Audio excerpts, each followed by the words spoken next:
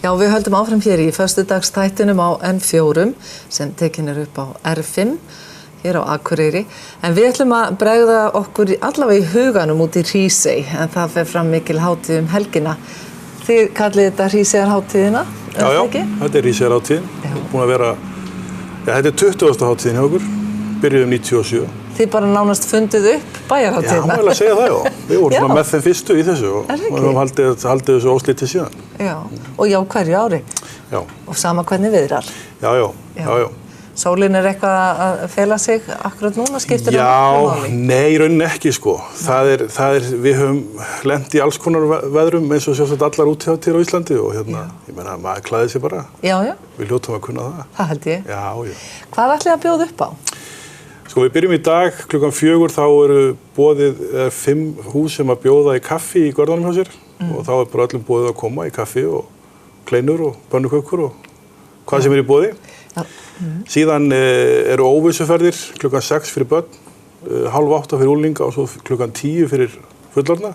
Já, þannig að þegar þessi þáttur í loftinu þá hægt að fara í óvissuferð klukkan 10. Já, og þessar óvissuferðir hafa verið rosalega vinsælar alltaf í gegnum árin, sko. Já. Og hérna, hafa yfirleitt tekist mjög vel. Og í hverju felst nú óvissan? Ég náttúrulega segja ekki hver óvissan í kvöld. Nei. En þetta hefur oft verið, sem sagt, það hafi verið bæði gönguferðir eiguna, traktorsferðir og upp alla eyju hafa þá kannski verið einhverjir skemmtikraftar sem hafa verið í einhverjum skógarrjóðri eða eitthvað. Já. Stundum er farið í siglingar í bæjarfélög í kring. Þannig að það bara Dalvík, Ólafsfjörður. Nei, aldrei reyndar Ólafsfjörður en kannski það eftir. En Dalvík, Árskógssandur, Hauganes, Greinivík, Hjalteyri hefur verið farið á, sko. Já, þið eru náttúrulega svo ofboðslega fallega staðsett svona perlan í Eyjafirði. Já. Og getið svo mikið heimsótt nágrannana. Já, það er mjög gott, sko. Hvað bara áður við höldum lengra með dagskrána, hvað búa margir? Það eru skráðir eitthvað milli 170-80 íbúar. Já. Eitthvað náttúrulega sumarhúsabyggð, sko. Hún að aukast? Já, hún svona búin að vera nokkuð jöfn núna í nokkur ár. Já. Hún hefur ekki verið að aukast neitt en samt verður að breytast þannig mikið að þetta fólk sem á sumarhús, það að dvelja meira, það að dvelja allt árið, jól, páska, áramót, tekur þátt í samfélaginu. Þannig þetta svona mikil breyting frá því hvernig þetta var einu sinni þegar fólk kom bara á sumrin og ekkert meir. En þið sem búið þarna allan ársins hring, hvað hafið þið helst fyrir stafni? Ertu sjómaður eða hvað gerir þið? Nei, ég hef verið, ég vinn við hjá ferðamálafélagi Hríseyjar í ferðamennskunni og hef líka verið starfandi við útringiver sem að vera með í eyjunni á veturnar aðalega. Já, það skiptir náttúrulega ekki máli hvar það er staðsett í heiminum. En ferðamennska náttúrulega alltaf að verða stærri og stærri og lengjast í báðar áttir. Þannig að við erum að fá töluvert mikið erlendu ferðamannum með vetrartímann. Eftir hverju þeir að sækjast? Við höfum verið í samstarfi við Saga Travel hérna á Akureyri, svokölluðar sælkeraferðir, að þá fólk að koma að borða fisk, þorsknakka, plokkfisk, heimabakað rúgbrauð, harðfisk í húsi Hákarlajökuldar. Já. Þið hafa ekkert farið í að gera ysting eins og þau gera hann í Laufási? Nei, bara kann það ekki, sko. Nei, það kannski bara fara að læra þetta. Ja, spurning. Þannig þið eru svolítið að halda til haga þessu gamla. Já. Og við erum að nota, eina kryddið sem við notum á fiskinni hvönn sem týnd í Hrísey og þurrkuð. Já.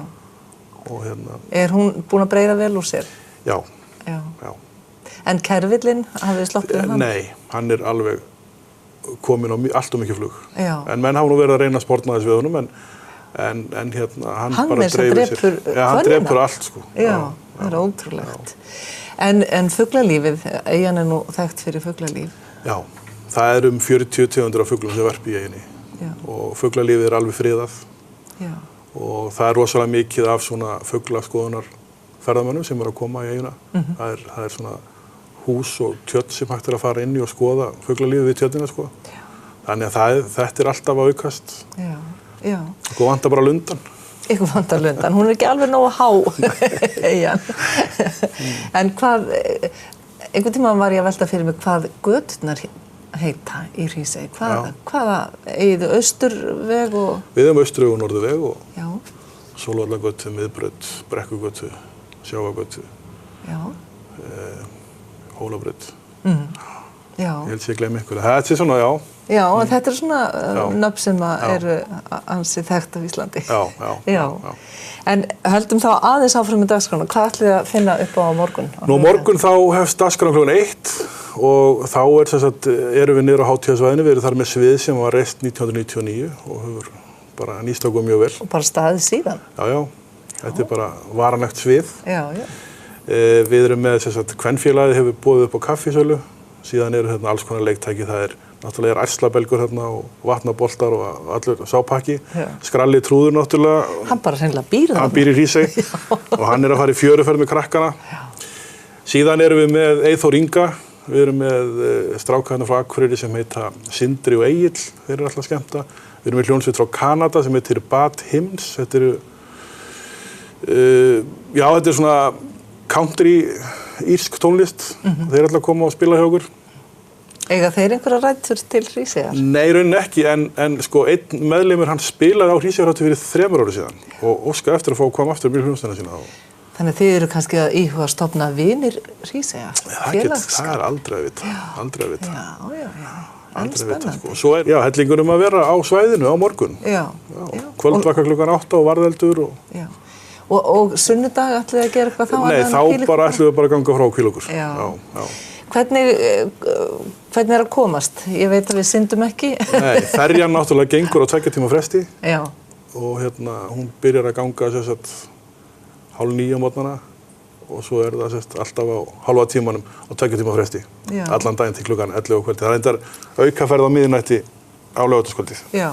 Tilbaka. Það hægt að komast til og frá að deginu. Og það náttúrulega verslunin er opin fram á kvöld og sundlaugin. Já. Og veitingastaðirnir Verbúðin 66 og Brynjólfshús sem er nýtt kaffihús. Já. Brynjólfshús Eyjakaffi heitir það, þau voru opnað það núna, Biggi Bakari á Akureyri og konan hans. Já. Kristjáns Bakari. Já. Þannig að það er nóg að vera. Já. Maður þarf ekkert að hafa með sér á góðaskapi og hugsanlega bara hlýföt. Já, kannski eina bjórkippu eða eitthvað. Já, þeir sem vilja það.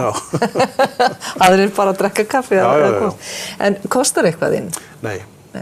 Það kostar bara í óvissuferðirnar. Já. Og svo er eitthvað að vera að rukka inn í þessa vatnabolta og eitthvað svona, en annars er allt bara frýtt. Þannig að það er bara að drífa sig í Hrísey helgina. Já. Það leiðist engum. Bara klæða sig vel og hugsanlega hafa með sér reglíf því að spáin er ekkert glæsilega en hún er ekkert slæm því það er ekkert að fara að snjóa neitt svo leiðis. Nei. Og þetta verður örugglega miklu skemmtilegra ef maður hefur bara góðaskap. Já, ekki spurning. Takk fyrir þetta, Ingimar, og gangi ykkur vel. Takk fyrir. Og við höldum áfram hér eftir smástund.